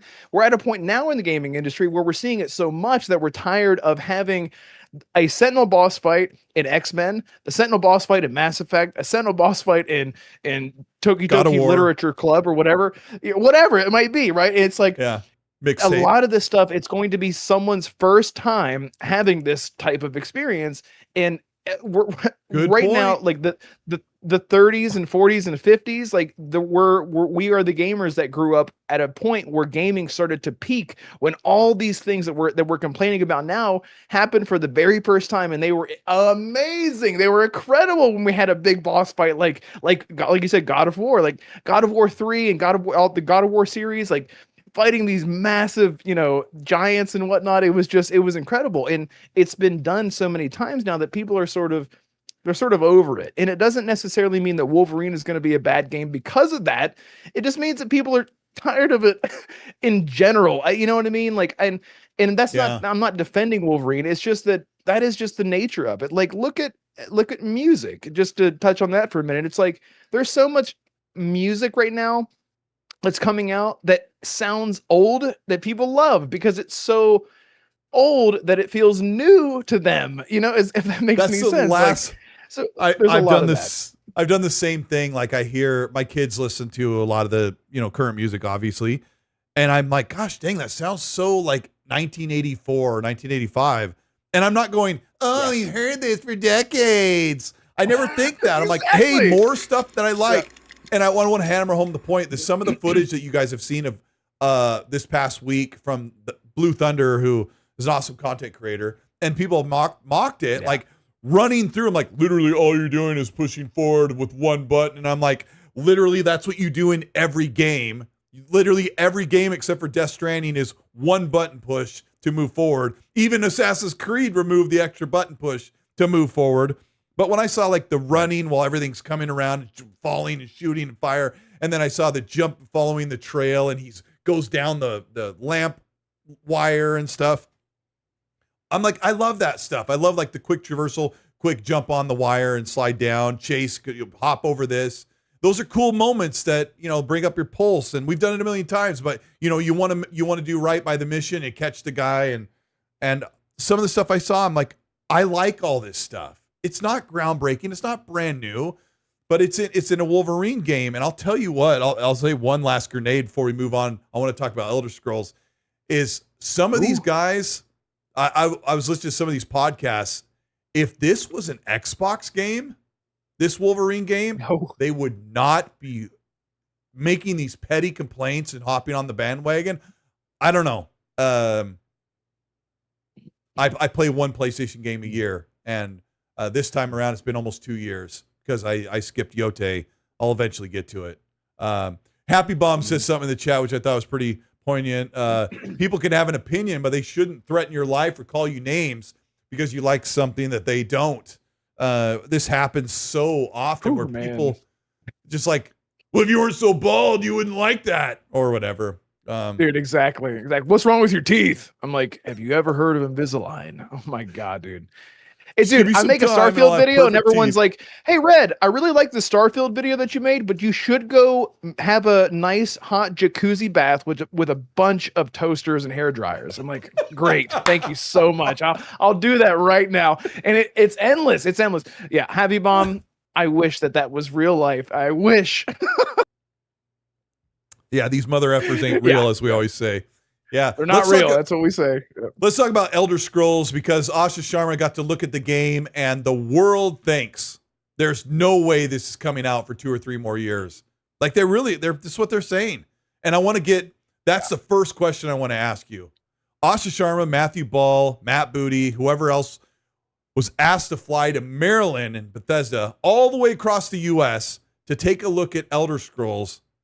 And these guys are thinking it's like some, it's a bunch of stick figures running around and they haven't built the game yet. So what's your take? When do you think Elder Scrolls is coming out? And we'll have an argument and discussion about everything because we covered it in our videos as well.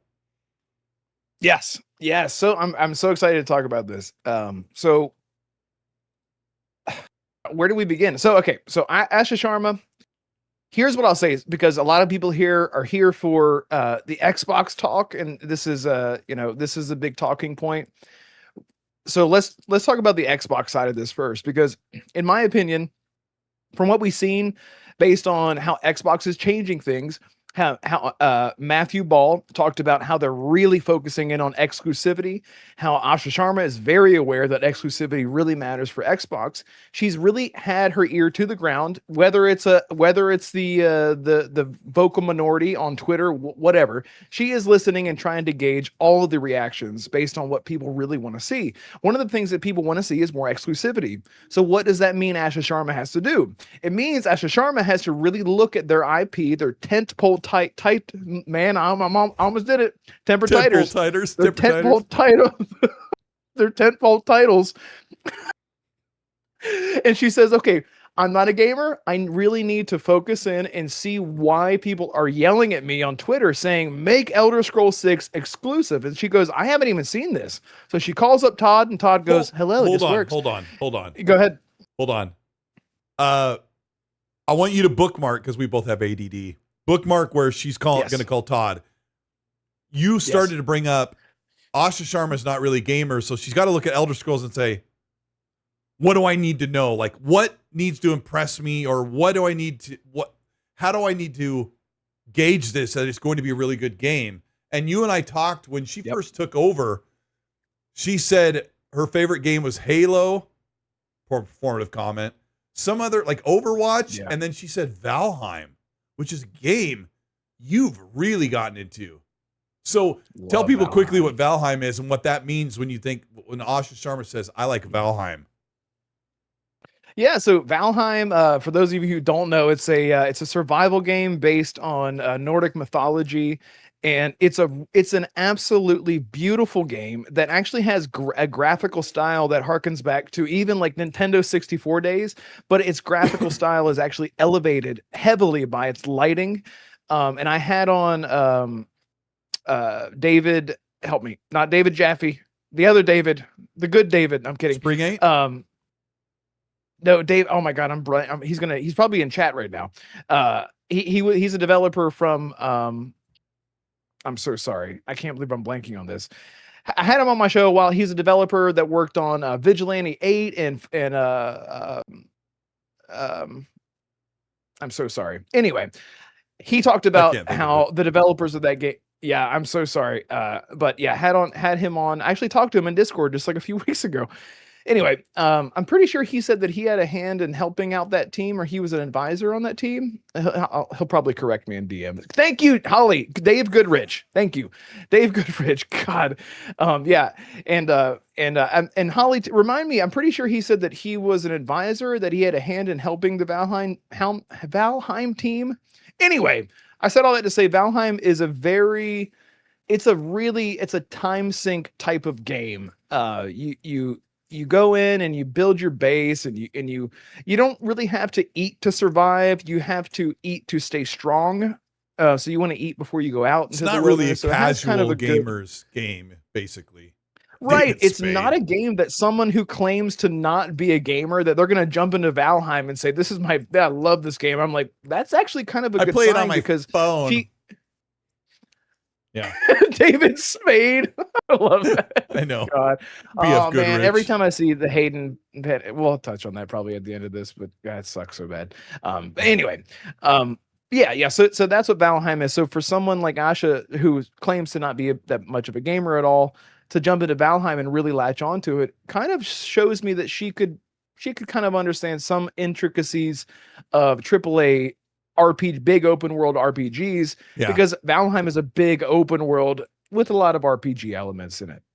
Okay. Yeah. Well said. Okay. Thank you. I appreciate that. That's a good setuff. Okay. So you said that Asha had to, well, I mean, it's good context, because it would have been an argument a couple months ago. And I actually did get in a pretty heated argument with a good friend, because I'm like, she actually plays Valheim. Like, she knows something about gaming. And he's like, no, hee-haw. So you're saying that Asha would call Todd. I don't know if you remember like what point you were getting to. Okay, and Dinglenut, I'm not hating on Jaffe. Jaffe's a legend. He's a legend in the space. But David Jaffe and Dave Goodrich work together. They know each other for a long time. So anyway, so Asha's looking at these games that people are screaming at her about.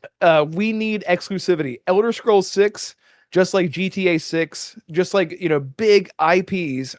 Elder Scrolls 6 is going to move consoles. And so she's hearing this and going, I haven't even seen the thing. So she calls Todd and says, can I see what's going on with this? How does Todd answer the phone? In her mind, he goes, hello. She goes, oh, Todd, is that you? And he goes, oh, hang on. It just works. Thank you. Anyway, so she, she says, I want to see what the Elder Scrolls actually looks like to even gauge whether or not you can lick. See that tree over there, Asha? Well, no. So for her to actually gauge what's valuable for exclusivity and valuable for the brand, everyone's screaming Elder Scrolls 6 on a daily basis. So Matthew Ball has said it like, what we need to really gauge. I need to turn off chat. I see Joe Dirt the game. I need to hide chat for a minute because it's distracting.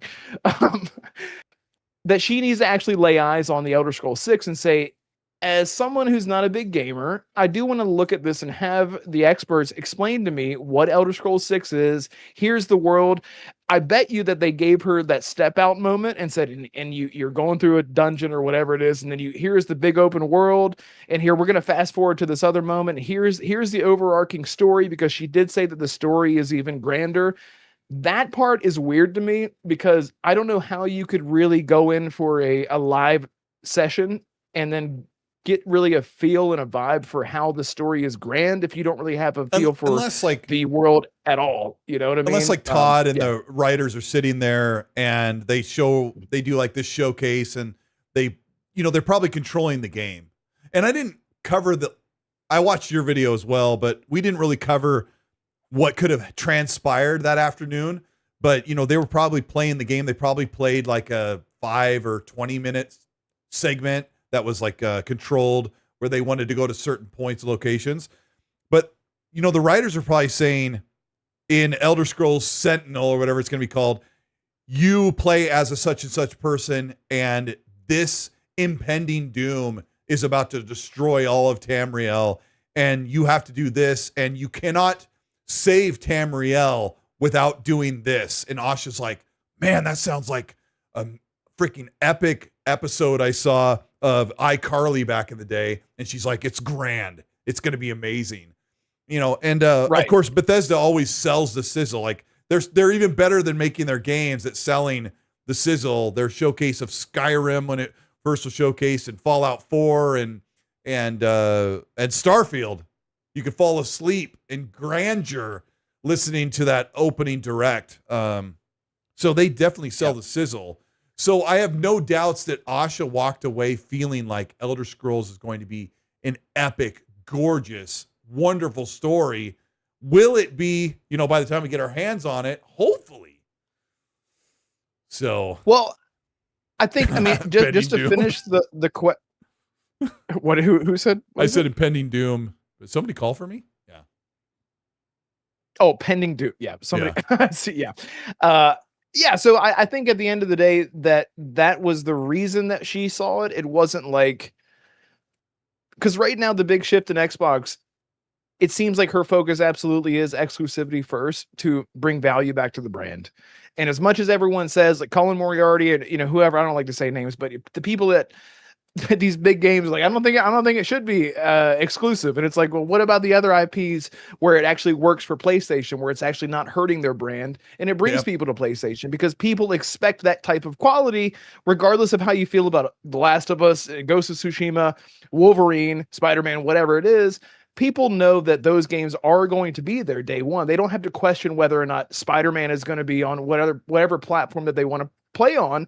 That's what Asha, I think, is looking for. What are the big temple titles that they're going to be looking at with for Xbox, and what's going to actually make Xbox a recognizable brand name moving forward? And I think Elder Scrolls 6 is that answer, and that's why she went to go see it. That was my biggest takeaway from. Okay, from yeah, I didn't think of it that way. It's funny that one of the first things your takeaway was the exclusivity of the game and why she should. I have a very strong argument of why Elder Scrolls should be exclusive. I'm sorry that all of the other games were on PlayStation, but Xbox now owns that franchise. They own those studios. So if those are exclusive, then you will, I've been saying this for years, even during the multi-platform approach. If you want to play an Xbox game, literally play on anything but just a PlayStation 5. And that is the reality of Xbox. It's not a dig at a PlayStation or their fans. It is actually a compliment that Xbox's games are available on almost every device. The video I put out today talks about how Xbox is supposed to be selling their next generation chip to other manufacturers to make their own like small form factor PC or console. And then the bonus would be, hey, buy our Steam machine rival. And guess what? It plays every Xbox game that's available right now. And no PCs will do that without that hardware in it. And so she can say, I'm so frustrated about some insiders are really sure that Elder Scrolls 6 will be a timed exclusive, that they'll wait like about 6 months or a year. But that will harm them so much because Xbox's multi-platform, I've never been so wrong in all the wrongs I've been when I thought they'll do fine. They'll grow Game Pass because why would you buy a game on PlayStation for $70 when you can get it on all these other devices for nearly free on Game Pass? That didn't pan out at all. That was my take when they went multi-platform. But if you want Elder Scrolls 6, you have to buy it from our store or buy it from Steam and be on our platform, on PC or on console. And that's a really tough pill for most people to swallow. And they could do all the dancing of reason around. I'll tell you this. If you think that Elder Scrolls 6 won't make it because it's not on PlayStation, what the fudge did you think is going on right now with Forza Horizon 6? That game has sold so many copies. It's been a huge success on Game Pass. It's sold a ton on Xbox, crap ton on PC. And it did that without being on PlayStation. The reality is that they said that Forza Horizon 6 is supposed to come this year at the end of the year on PlayStation. I don't know how well it's going to sell because it's going to come out around Grand Theft Auto and Call of Duty and a bunch of other games. So that may even ding them even more. And so if you're wondering, there's no way Elder Scrolls is going to be exclusive. Why in the world? It has nothing to do with PlayStation. It has to do with the game being so good and so hot that people are wanting to buy it right now. And so making it timed exclusive does nothing but harm the brand. The multi-platform approach has hurt Xbox. It's hurt their business more than anything else that they've done. It has made them exactly look what weak, I was going to say. Yeah. Irrelevant, and it's killed their brand. It's been awful. And so imagine now, I'm sorry. Go ahead. Yeah, and I was going to say now, imagine how much after all of this, after Phil Spencer left, after Sarah Bond was, whatever happened there, after all these big changes, after Asha came in and Matthew Ball and all these big, huge changes and exclusive. How do you feel about that exclusivity with Gear Z Day up on stage? Just for them to turn around and say, Elder Scrolls 6 is also coming to PlayStation next month after a year of being out. People are like, I am effing done. I am so done with this. I have literally given you so many chances to prove why I should be on this platform. I mean, you have just told me for the 15th time to go buy a PlayStation. That's what I'm going to do. I'm so over it. I'm so over it. If all of you out there would have bought a PS5 day one and they continue to do that, if they're going to continue to do timed exclusives on their single player tentpole titles, they said it right. You should have bought a PS5 because you could have had everything in one box.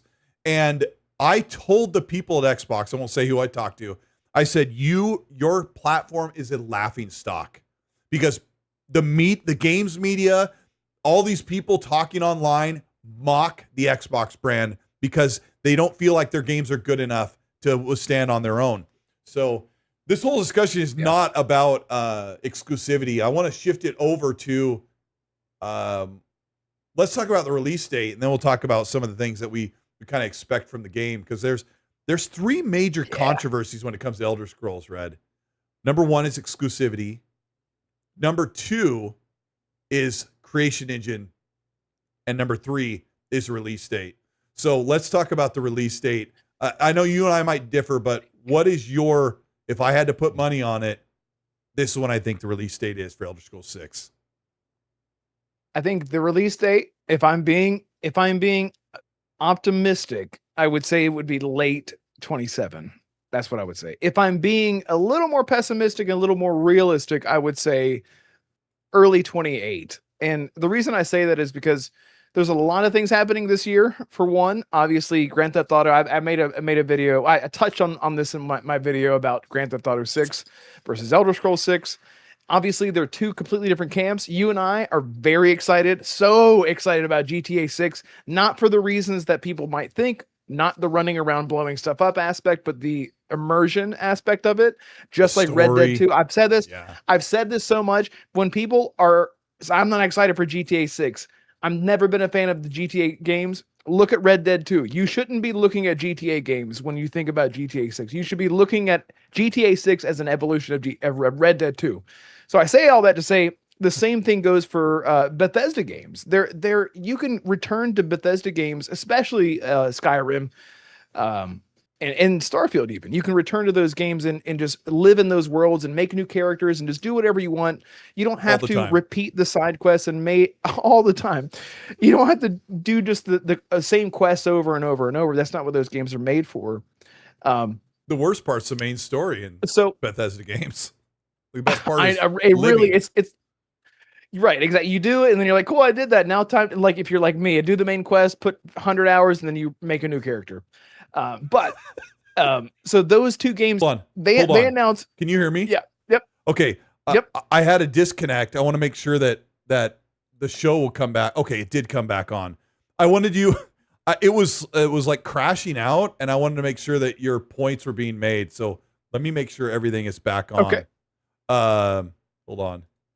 Yeah, the timer has like stopped. We're at 144.47. It's just stopped right there.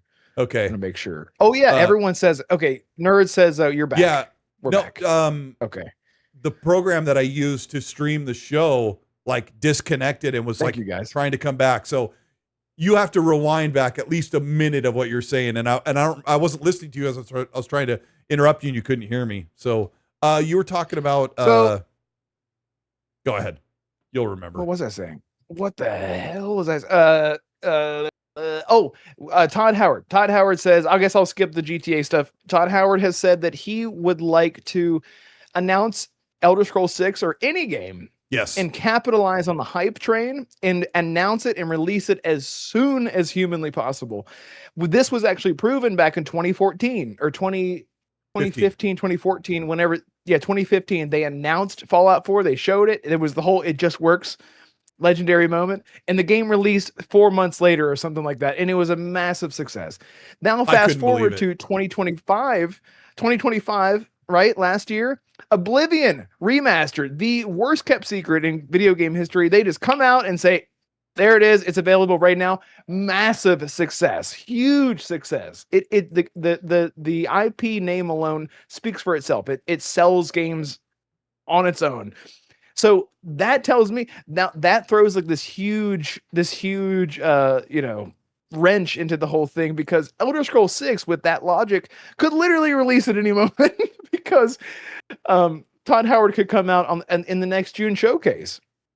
Next year, let's say next year in June, right? Yeah, next year, 2027 June, the Elder Scrolls is announced. We're finally seeing it for the first time. The whole world is like, oh my God, dude, Colt, I can't believe we're seeing it. And Todd goes, and it's available next month. And you're like, what the? And pre-orders go out the window. Everyone loses their mind. I flip my desk. I break my PC. It really would. Yeah. So I'm just saying that. Yeah. That's a scenario. That's just a crazy scenario that could happen. I don't know if you guys have ever checked out King Fanman's content. He is really strictly just a Bethesda content creator, and he is with Red super and nice I. Guy.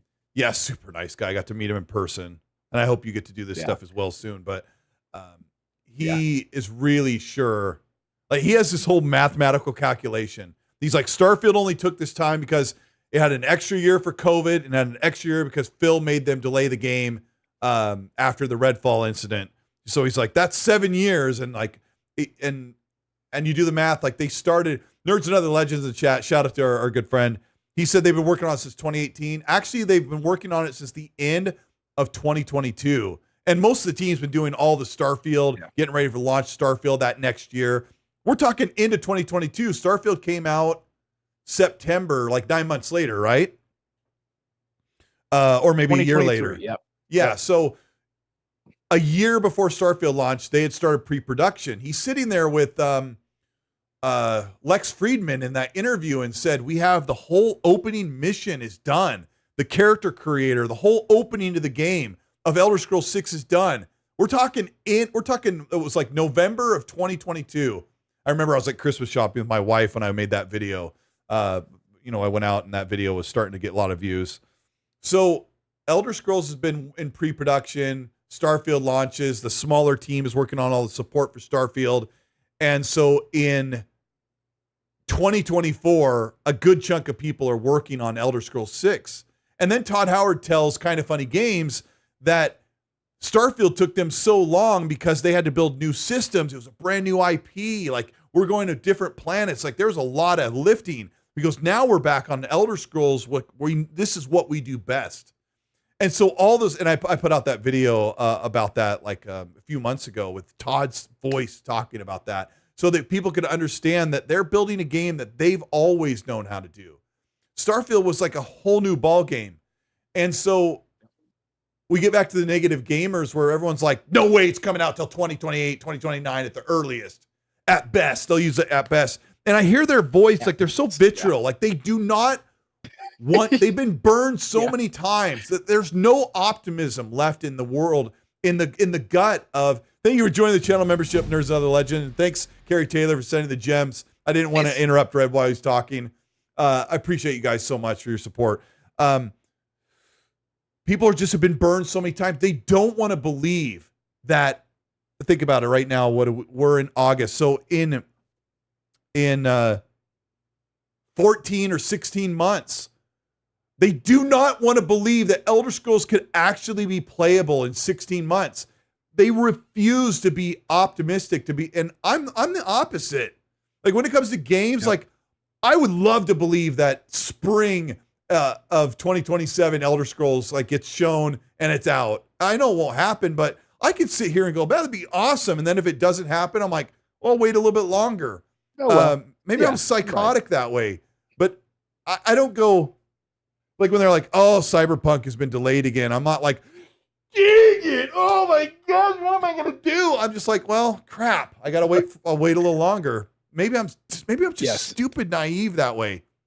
But the point I'm trying to make is that it is very viable that Elder Scrolls 6 is coming out, because do you really, the last thing I'll ask before I give you back the mic, do you really think that Matthew Ball, Matt Booty, Asha Sharma, and a bunch of other leadership people went all the way to Maryland to see the game? And Todd Howard's like, yeah, we're hoping to have it out in the next 2 to 3 or maybe 4 years. I think such a great point. One last thing. Yeah. It wasn't just exclusivity that the answer was. She probably wanted, I need to know where this is because you guys have taken far too long for Fallout and everything else. We're pushing Fallout over here on this other. Obsidian's going to work on Fallout. You guys can get started on Fallout 5 sooner. I need to know where Elder Scrolls is. Come on over to Bethesda. We'll show you where we're at. And they showed them a huge chunk of the game. And if you think it's still 2 to 3 years off, I'm starting to think that you guys are the naive ones and I'm the smart one sometimes. And if I'm wrong, people have all the receipts. Right, exactly. I actually had a comment today, where someone said, Elder Scrolls 6 is years away. Why even talk about it? And I told him, I said, very respectfully, I said, with that logic, Joseph, if you're watching, by that logic, why talk about anything ever at all? Ever? Why talk about Christopher Nolan's next movie? Right, I can't even get my arms.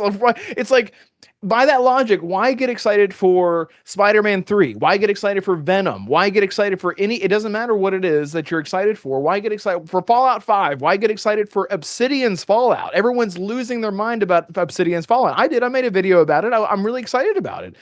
But I'm not like sitting here mad about that I'm going to wait to talk about it until it's close. Like, people are so, and I get it. I totally get it. I've said this for years. Starfield was something that that Bethesda wanted to do for a very long time. They did the post-apocalyptic. They had the trifecta now. They had post-apocalyptic, they have fantasy, and now they have their space genre, right? So they got it all. Got it out of our system. We would have had Elder Scrolls 6. I believe we would have had Elder Scrolls 6 by now if it wasn't for Starfield. Not to say it's Starfield's fault. Starfield was a mistake. I don't think that that's the case at all. And you said it best. They got that out of the system. I don't think Elder Scrolls 6 is going to have 1,000 planets, and to compare those two is silly in a lot of ways. DeMarco, I don't want to get. We're going to get a whole rabbit hole. I know. I love DeMarco, and DeMarco, he's such a great YouTuber. If you guys know who he is, good friend. But there are a lot of great points whenever it comes to comparing what Bethesda has done recently and actually being worried about what they're going to do with the Elder Scrolls 6. But to your point, man, they're not going to have the CEO fly out and show them the Elder Scrolls 6. And she goes, "This looks amazing. I'm going to tweet about it. How far is it? 7 years?" Shunk. That's not good at all. What do you mean? What are we doing? Why even bring it up, Todd?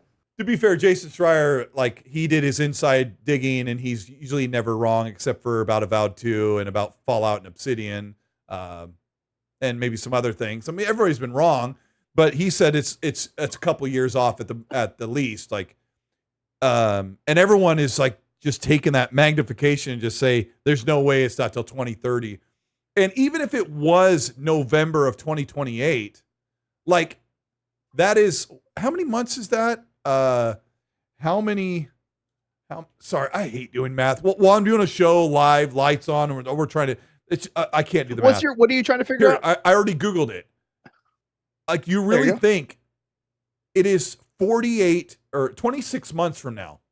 26 months now. Like, if Elder Scrolls isn't coming out next year, but the year after, like, 26 months from now is not a long, long time.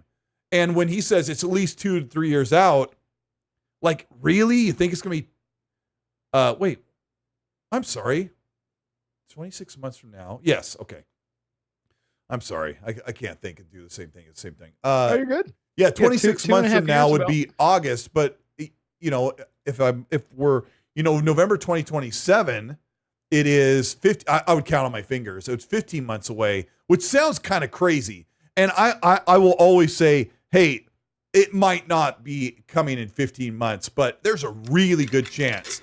And I'll stand here and say, I think it's coming out in 15 months. And it's okay if I'm wrong. And it's definitely okay if they're like, but we don't know. Bethesda could be saying, our target, Asha, is November 2027. We think we're going to hit it. But, in a year or in 10 months from now, something could change where something's not ready. My concern, Red, is that it's missing that bite that Starfield doesn't have. Like, 70 or 60% of the things you pick up off the ground are worthless. Crafting and upgrading your armor and weapons is almost impossible. They did the moment to moment gameplay that is in Fallout 4, walking over, seeing something, attacking some enemies, going through the stuff, finding a little thing that you have to do there. And then after like an hour, you've cleared out that little area and there's a little thing at the end. Like, Starfield doesn't really have that proper because there's so much space in between it. So that's my concern. Right. So what are you expecting from the gameplay, and how many of those leaks are even true? Oh man. I mean, that's a loaded question.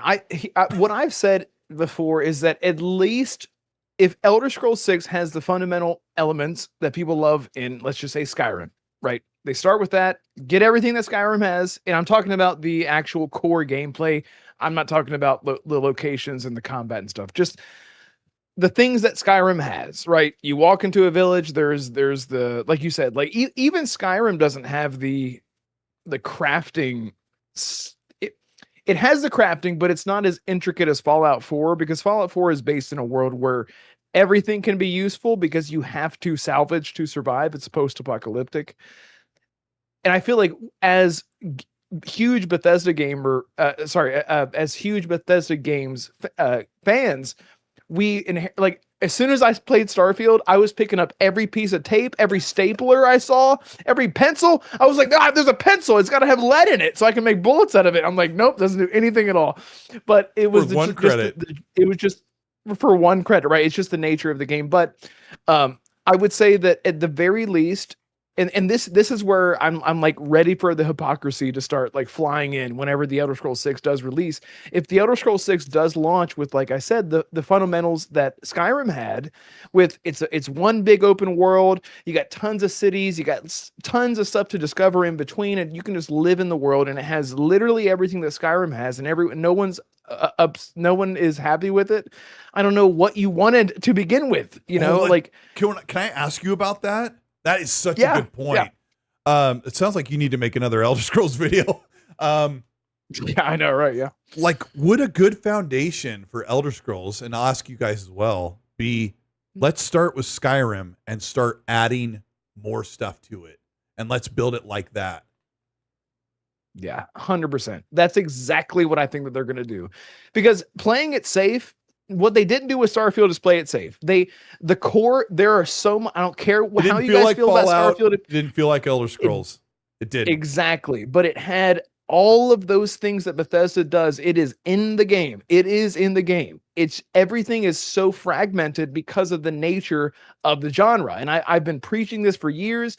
Everything feels fragmented and segmented because of you're traveling from planet to planet. No Man's Sky and Mass Effect. Here's a loading screen. Exactly. And so everyone's like, the loading screens are jarring because I travel to a different system and it's a loading screen. It's like, I totally get that. Go ahead. Hold on. Yeah. How many people complained about the loading screens in Mass Effect? Dude, how many people? Yeah. In Mass Effect 2 and 3, like I know there's a complaint about the elevator in the Presidium, in the Citadel, but the Citadel, yeah. Go in your ship, loading screen. Fast travel to a different part of the Citadel, loading screen. Go inside, go to every planet, loading screen. Go into a different segment, district in the planet, loading screen. And that, it was like loading screen. It never bothered me. When I played Starfield, I wasn't thinking, man, it's been 10 years. I shouldn't see loading. I never once thought that. I never quite understood. Yeah. Because you can play the game with a loading screen simulator. You can hold X and you can loading screen your way everywhere. But you and I are psychotic.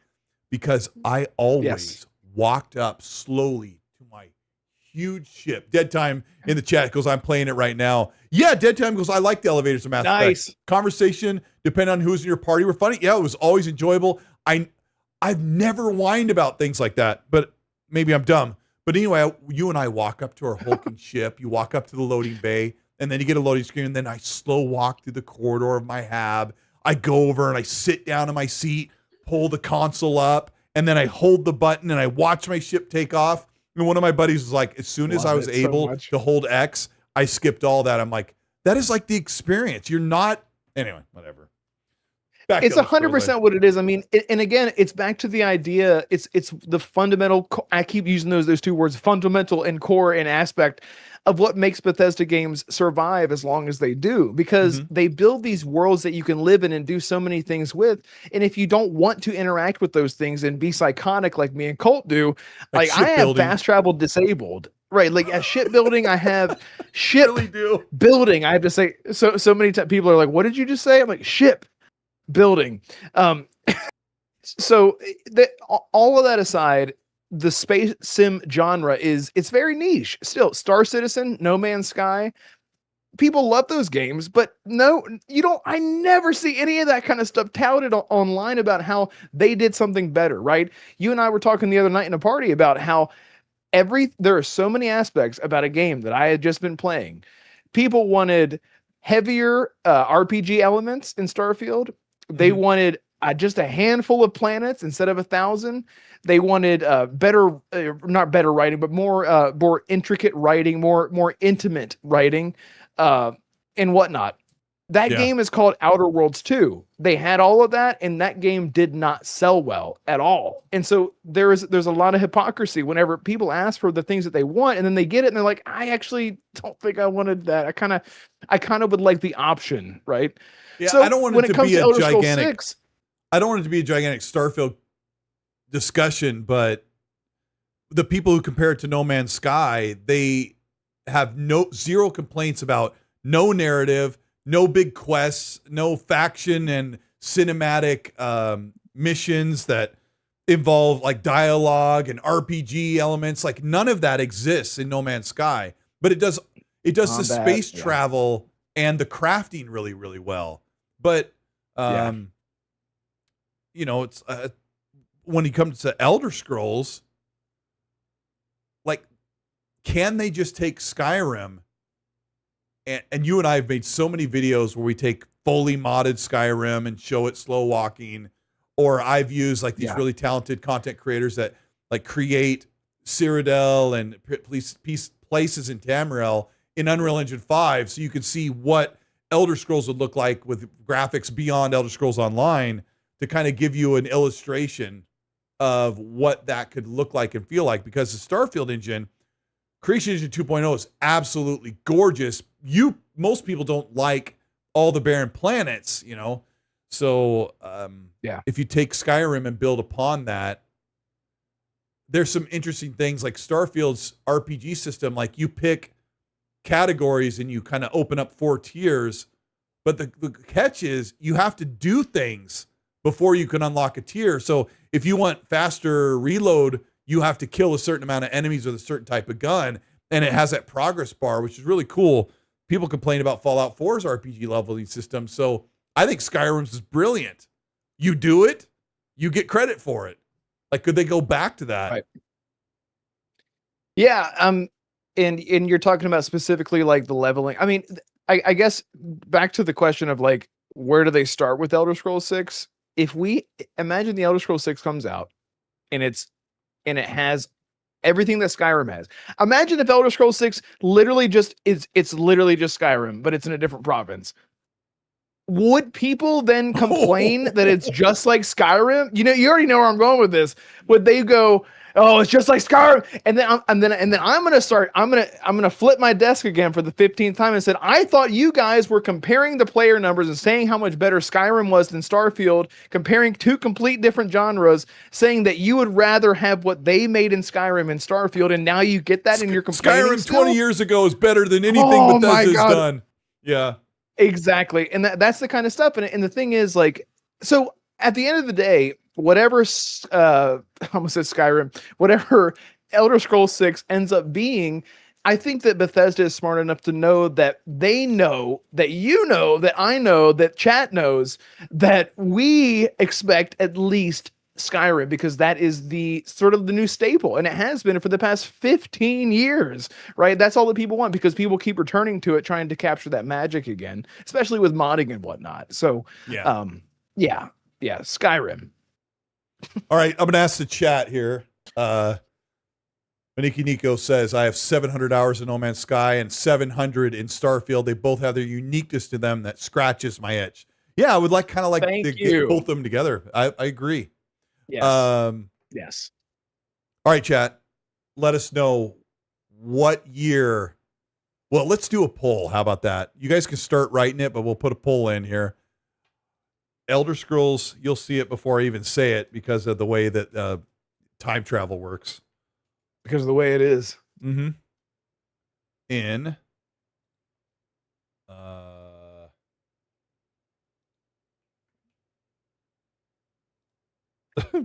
okay.